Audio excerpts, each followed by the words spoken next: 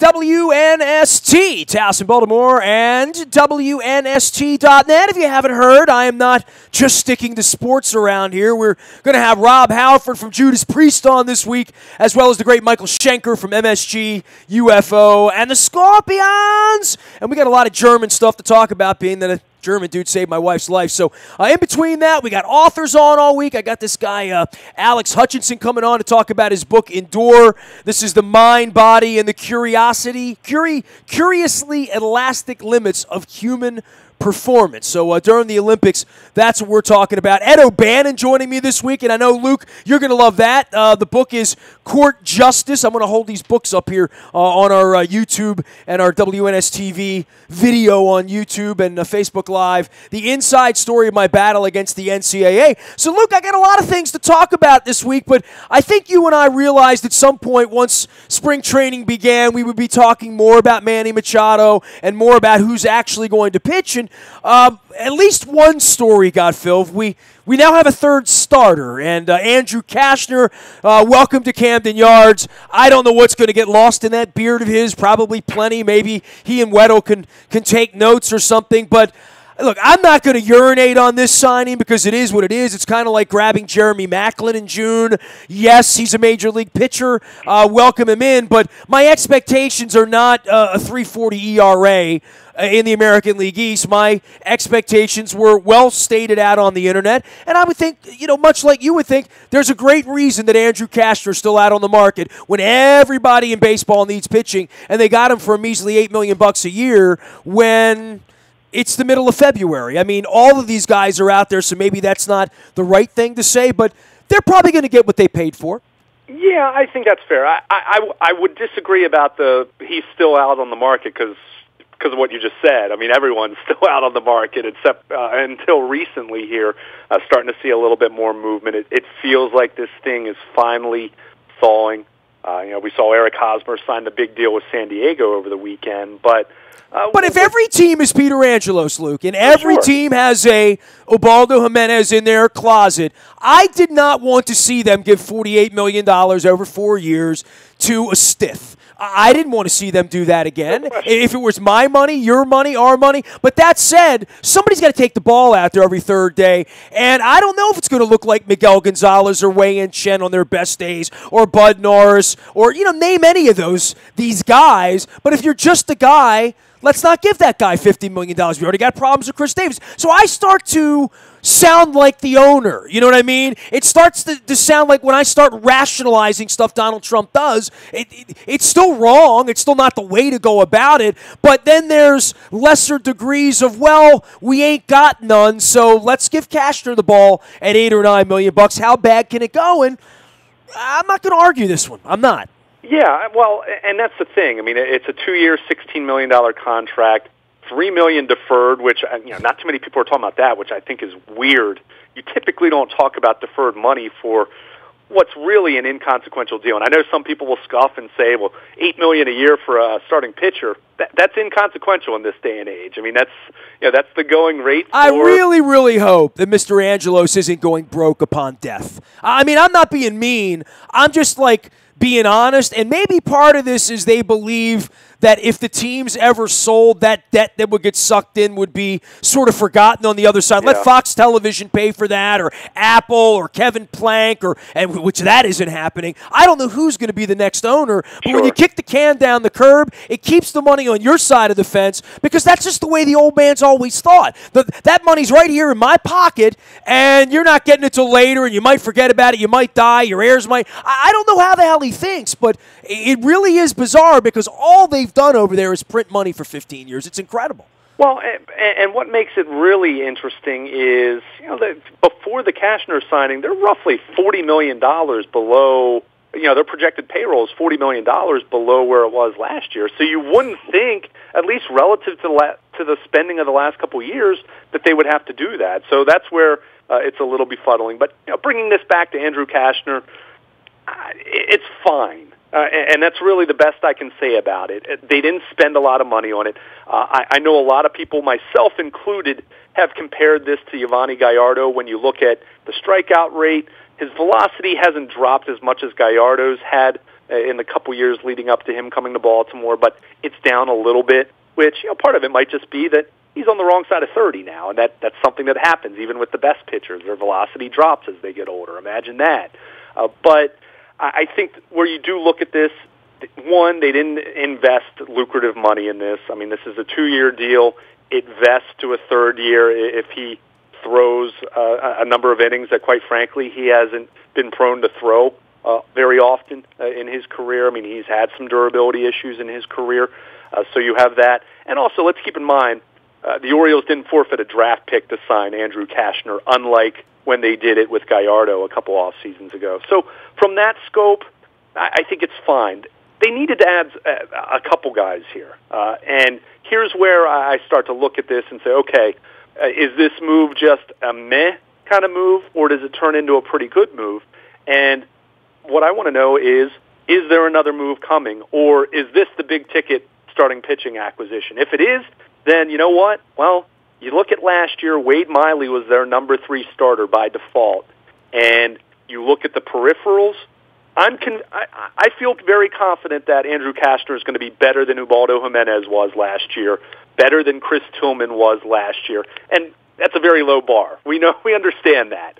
But I'm very confident that he's going to be he's not going to be that much of a stiff. He's not going to have that many struggles, even when you look at the strikeout rate, even when you look at the contact rate, and look at him as a candidate for some very serious regression and not repeating that 3.40 ERA.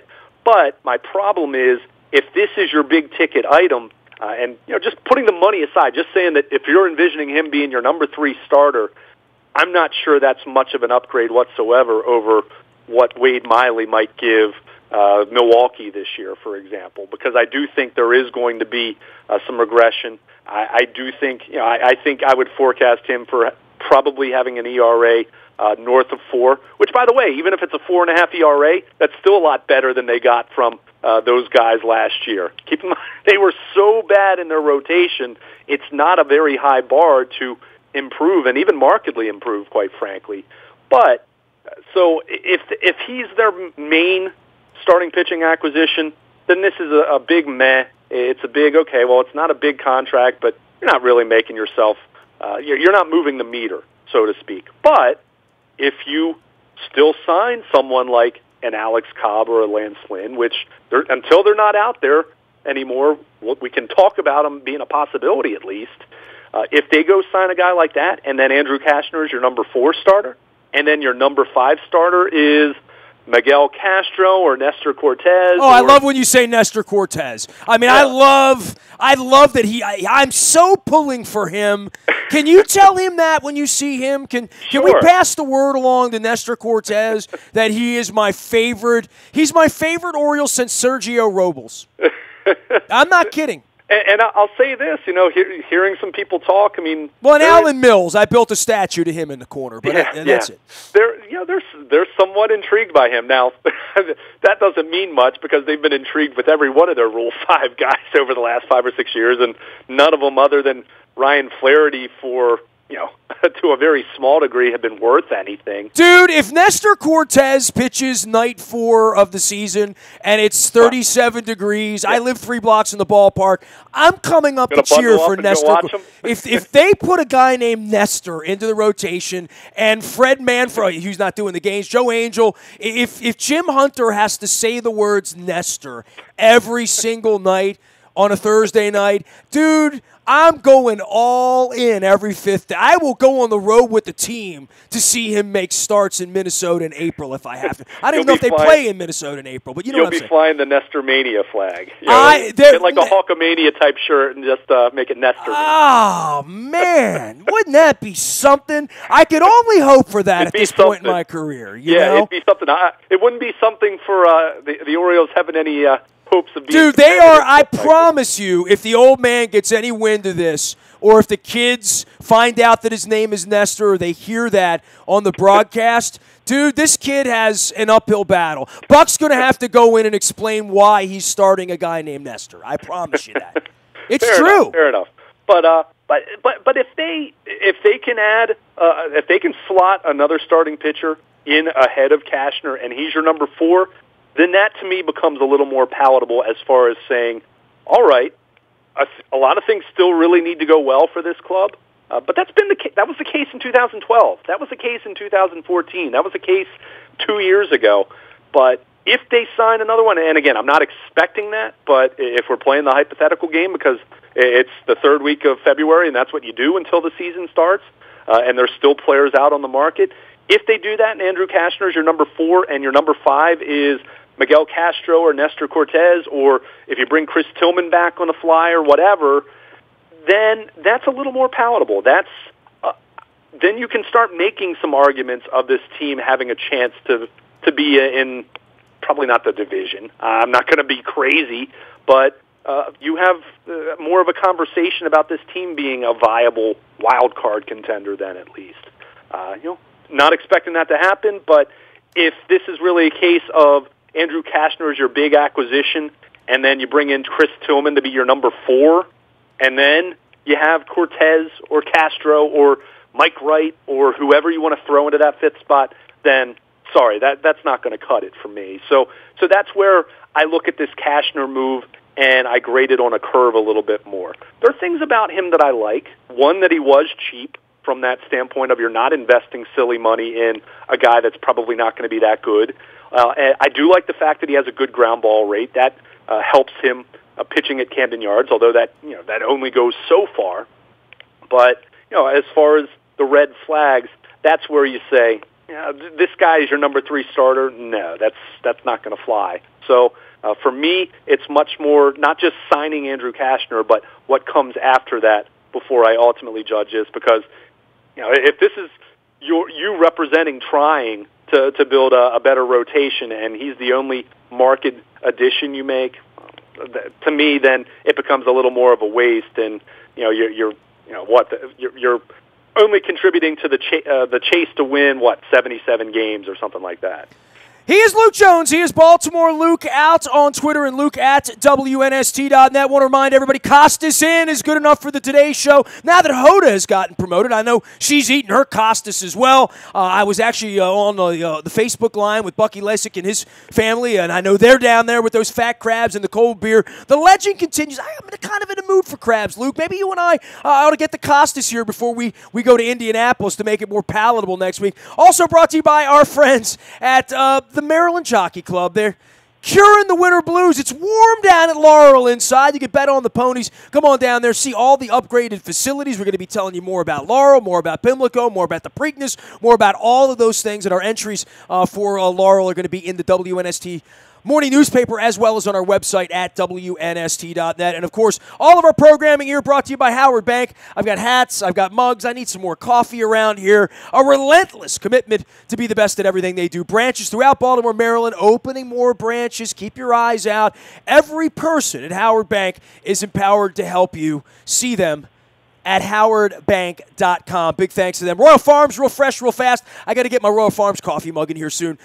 Tasty coffee, get that Kona blend, and make sure you're downloading the Rofo app and you're using that when you're gassing up. It's going to get your free fried chicken and Western fries. That's what we need to do, Luke. You and I need to go on a hunger strike, and over like a 3-day period of time, hit Pizza John's, hit Costas, pick up fried chicken, and for God's sake, make sure we get hot Western fries from Rofo. Luke Jones joining us here. The Orioles in Sarasota. All right, are we done with pitching? Do you want to move on to the Machado sweepstakes now? Are you ready for that? Yeah. All right, Luke, the Machado sweepstakes. And by the way, I'm tweeting at Nestor Cortez right now, and I'm going to continue to do – I'm going to stalk Nestor Cortez until he's in the rotation. You know what I'm really worried about? I'm worried about, screwing him up. You know what I mean? If I take too much of a liking to him, there's no way they're going to help this kid. I'm telling you. They're going to get rid of him then. They're going to he'll be offered back. No, they would never give him back to the Yankees because they're in the same division. Yeah, right. What should I do? If you were, I said proud of you and how you're repping the Nestor name. I'm tweeting to him. I just want to let him know I'm pulling for him. What would a young kid like him want to hear from a guy like me? I don't know. I mean, I said hello to him very briefly at FanFest, and that's the extent of my dealing with Nestor Cortez. Perfect English, right? Seemed like a nice kid. All right. But, got a great name. Yeah, but it's Yeah, we'll have to continue to talk about that. But I'm going to work the word nasty into it just to be clever. Adam Jones and I become pen pals on Twitter now. Maybe we'll call him Nice Nestor Cortez. Oh, you know what I mean? Know what? I like it. I'm gonna work on that while you talk about Manny Machado. Go ahead. Manny Machado reported for duty. Of course, the Orioles getting ready with full squad workouts underway now. Nothing earth-shattering here. Look, Manny's. What's he going to say? I really was hoping to be traded. He went through it and said he was glad not to be traded. He understands it's a business, understands the Orioles are going to get their value. He left the door open for him to re-sign with the Orioles. There was nothing really earth-shattering here. There was no smoking gun. To me, the most interesting thing that he had to say was he's trained a little bit differently this offseason to prepare for the move to shortstop, focused on flexibility a little more, a little less on strength. Keep in mind, this is a guy who's gotten bigger since 2012 when he came up as a fresh-faced 20-year-old, which isn't shocking. I mean, that's the natural progression for any athlete. But and it was talked about when he was drafted back in 2010 when he was a shortstop that a lot of people thought that he would have to move to third base eventually. But he made it very clear he wants to be a shortstop. He made it very clear that whichever team he ultimately winds up with in 2019, he wants to be a shortstop. Now, if you add a few more dollars to whatever that deal he ends up signing, wherever it might be, that might change things a little bit. But it's very clear that he still thinks of himself as a shortstop. And anyone who's covered this team in recent years knows that that's not a big surprise. I've said over and over in discussions, he had such a great respect for J.J. Hardy that he was never going to rock the boat, and he was going to be a good teammate, and he was. J.J. Hardy's no longer an Oriole, and now he says, I'm a shortstop. He wants to be a shortstop, and that's fair. I understand that, and I think, and I've talked about this with you on a few different occasions since Buck Showalter made it official at FanFest that Machado was going to be the shortstop. I'm not as moved by this as a lot of people. A lot of people don't like. They kind of say it's Manny holding the organization hostage and going down the list. And as far as I'm concerned, look, Tim Beckham, he's an okay shortstop. He's an average shortstop. The metrics suggest that. A lot of people, eyeball test wise, don't even think he's an average shortstop. So it's not as though you're moving a Gold Glove caliber shortstop off that position to appease Machado. So put him at shortstop. Best case scenario, he shows that he's really good at that position too, and you know what? You improve his trade value at the trade deadline. Or he's happier and he plays at an MVP caliber level and helps you make the playoffs if they're not going to trade him, which, I hope that doesn't wind up being the case, but I suppose if there are 15 games over 500 in late July, they're not going to trade Manny Machado. So I think you look at it from an upside standpoint that at the very least should keep him a little happier. You hope he plays better. You hope he shows he can play that position. And look, just because he's been really, really great at third base, we've talked about how that might not necessarily translate to shortstop, but that also doesn't mean he can't play shortstop. So I think, in a year where, let's face it, the expectations aren't exactly all that high now until they add some more starting pitching, if they add some more starting pitching. So if you're talking about a team that's not going to be very good and they're clearly not trading them now, why not? Watching Manny Machado play at shortstop should be entertaining for 3.5 months or 4 months or however long it might be, and then you see what that might do to his trade value. I don't expect Machado to be at shortstop and be terrible at that position. I think at worst, maybe he's just an average shortstop, or maybe just barely slightly above average. But ultimately, he basically said what I thought he would say when he held court with the media over the weekend, and I don't think anything's really changed on that front other than him making it very clear that he's not envisioning a move back to third base with whatever team he winds up on, either later this year or certainly as we're envisioning next year to be. Last thing on Machado, and then we'll move on to some other stuff here, but the distraction of this, the loudness of this, Bruce Cunningham getting on a plane and standing next to him in Sarasota, and, the minute he walks in the first day, he's got to deal with all the bright lights. And everywhere he goes, there's going to be, are you going to the Yankees? Are you going to the Marlins? Are you going to the Phillies? Hell, I talked to Howard Eskin about it the other day. I mean, Eskin's like, they want him. Everybody wants him, right? And then, I had Trevor Price on, and he's talking about Bryce Harper setting the market. So, the market's going to be funky at the end of the year. The market's going to be funky for guys like Machado and what it really brings in if he is dealt, and we believe the Orioles are going to be no good, and they are no good. But more than that, this is now not just Nestor and Luke being the only guys in the world talking about Showalter being lame duck, Duquette being lame duck, Adam Jones being lame duck, Machado being. Now Bob Nightingale's going to come talk to these guys about this now, right? Because it's going to affect other pennant races. It's going to affect the Yankees offseason, the Red Sox, because the Orioles have gone into this little nighty-night thing where the old man. It's Willy Wonka. No one comes in, no one goes out. Everyone sort of knows he's not well, and he's sort of older, and he's never seen, never heard from. Nobody's really running the place. I got people inside the organization texting me, asking me what the hell's happening. And I'm like, you're in Sarasota, you tell me what's happening. Yeah. Well, no one knows what. It's Stepford, it's bizarre, and where are the boys, and what's going on with Buck? Well, now... Jason Stark just took a gig at the Athletic. He's going to be asking about that. So they're going to get descended upon a little bit, and they're probably not going to be very good. It's going to be interesting to see how Buck's going to manage a 16-23 team in May when everything sucks and they can't get better and everybody's going away and. Yeah, because I don't think the media around here is going to give a rat's ass. I don't think the people over in the FM are going to talk about it. Nobody's going to ask any tough questions. And, Buck's going to slip out the side door or not at the end of the year. But I don't think we're going to be talking about a pennant race this summer. I think a lot of what we're going to be talking about is going to be stuff Buck doesn't want to talk about. And it starts to feel that way, much like you and I beating him up last week in the Cashner thing.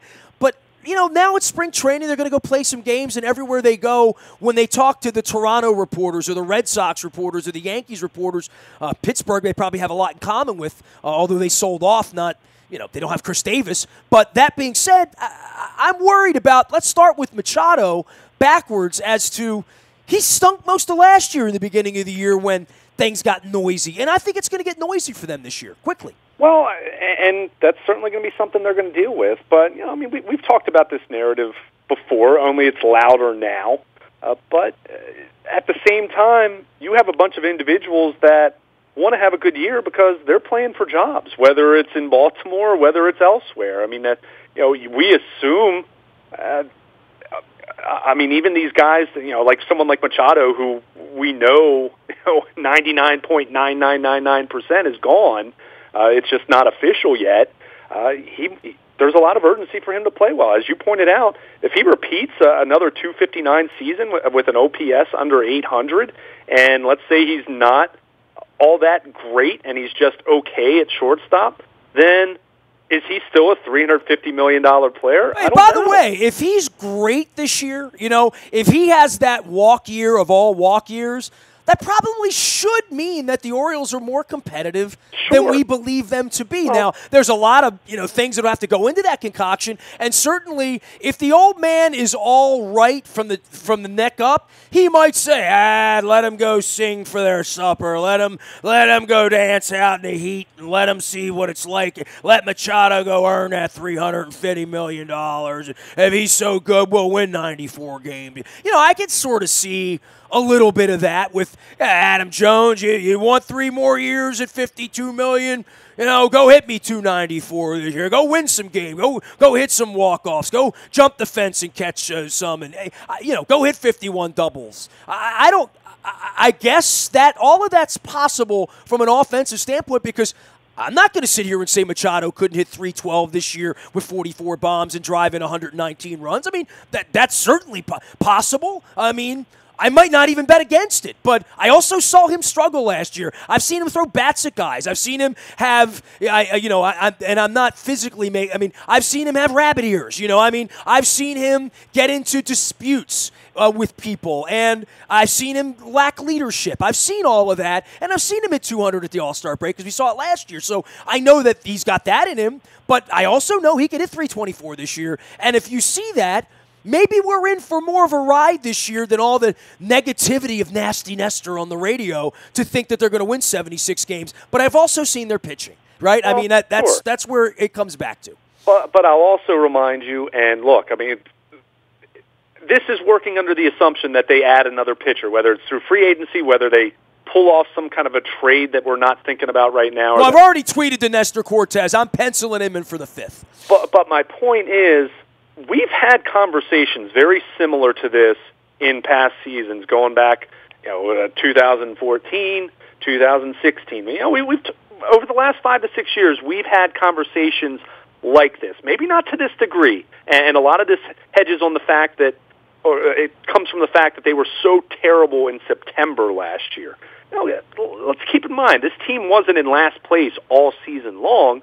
It was at the end of the season. Now, that counts just like any other portion of the season. I'm not trying to forgive that. My point is, let's not act as though the cupboard's completely bare here. There's still a lot of talent on this team, and that's where it does become a little more dicey from a big picture standpoint. Okay, you've added Andrew Cashner. What happens if you add another starting pitcher that you can slot into the number 3 spot? Let's just say Lance Lynn. Let's say there's not much of a market for him, and they get him at their price on a 3-year deal, whatever it might, the price would end up being.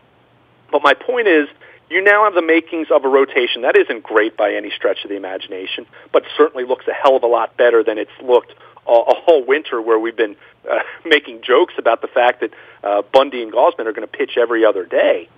So you run into that territory of, okay, the rotation looks better.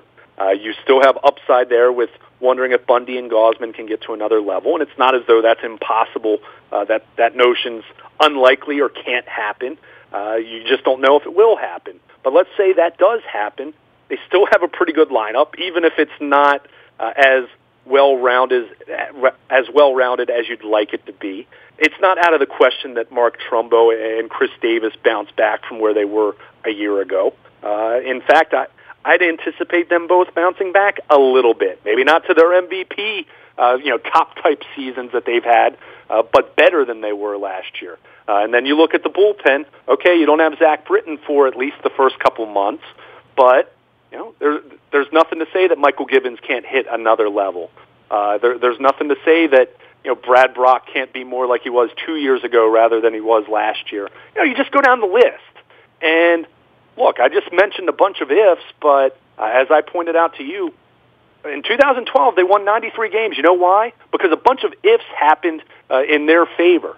Same thing happened in 2014. So if you add another pitcher, I don't think it's out of the question to think that this team isn't going to at least be in a position where they're in wild card contention, and that's where then you run into the dilemma of, all right, how realistic of a contender are you, or is it more a case you're a pretender like you were last year, like they were in 2015, and then you don't sell Manny Machado, you don't sell Zach Britton, you don't sell Brad Brock, and that's where I think as a fan who, yes, you're excited for this season just because you love baseball and you're ready for baseball to be here, but if you're someone who's really worried about the big picture, let's be very clear.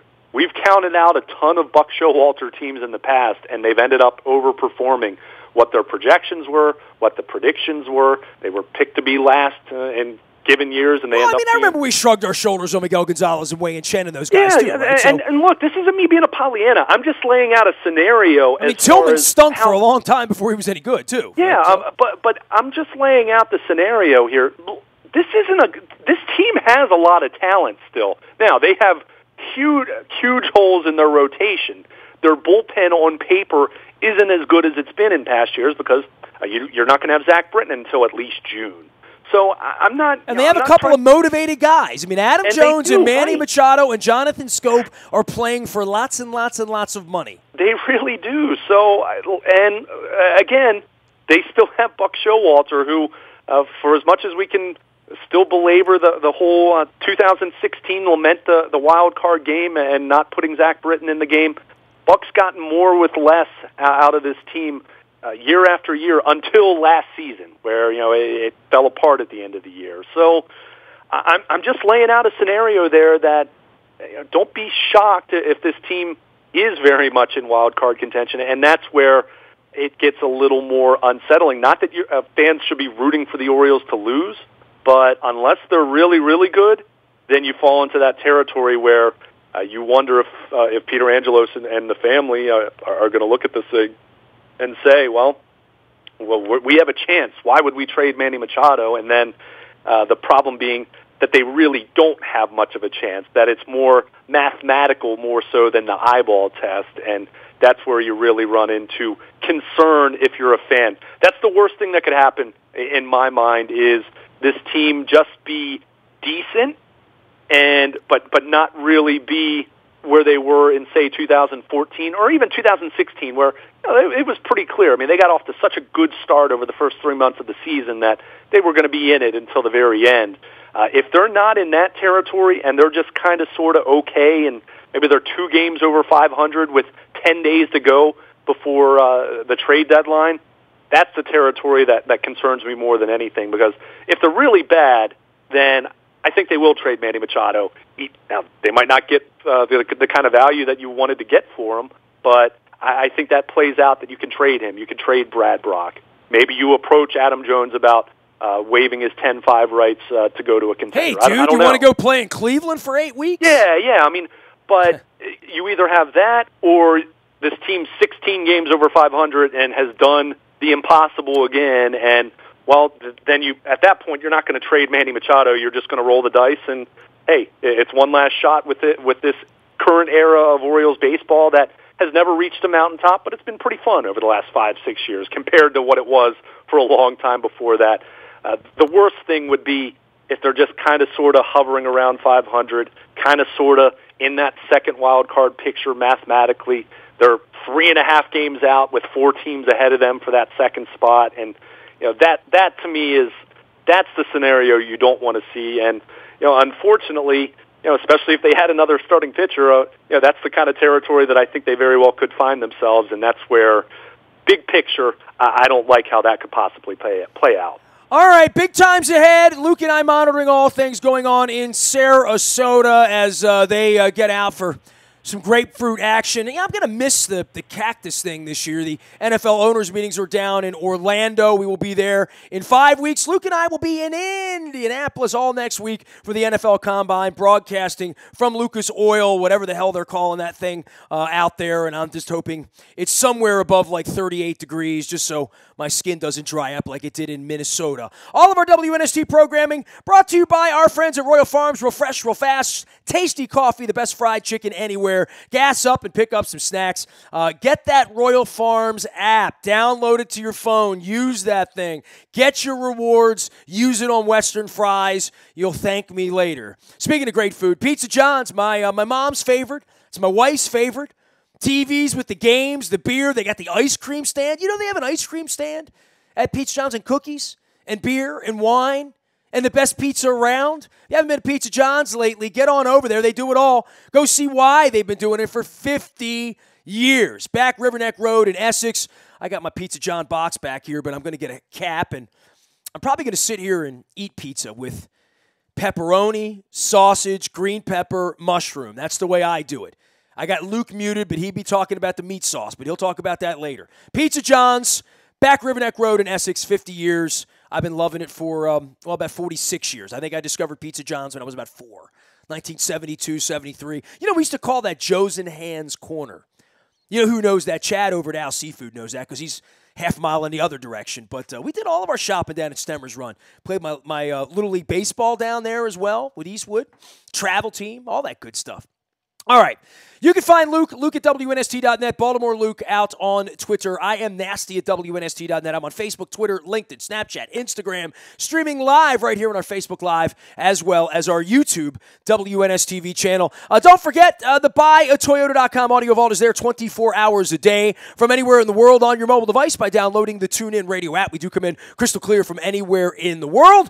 And our morning newspaper ships to your email inbox at 7 a.m. That's all brought to you by Planet Fitness and PlanetFitness.com, where it's always $10 a month to get in the best shape of your life. And if there's breaking news, if the aforementioned Manny Machado thing ever happens, and they're not trading him anywhere at this point, I guess, even though they haven't put a bobblehead night on sale. You'll get it first on the WNST Tech Service. That's all brought to you by Coons Ford of Security Boulevard. Dennis Kolatzis will be here on Thursday, 3 until 5. The Combine's one of his favorites. I keep giving him a hard time about how I keep inviting him, and he hasn't made it to the Combine yet, but 1 year we'll get him there. He says when they move it to L.A., he'll come, which I think Luke and I are nodding our heads saying, yeah, that would be a lot nicer. 2022, I'm sure they'll be doing that. But Luke and I will be freezing in Indianapolis next week, having fun, talking football. I am Nestor. We are WNST.net, AM 1570, and WNST Towson, Baltimore, and we never stop talking Baltimore sports.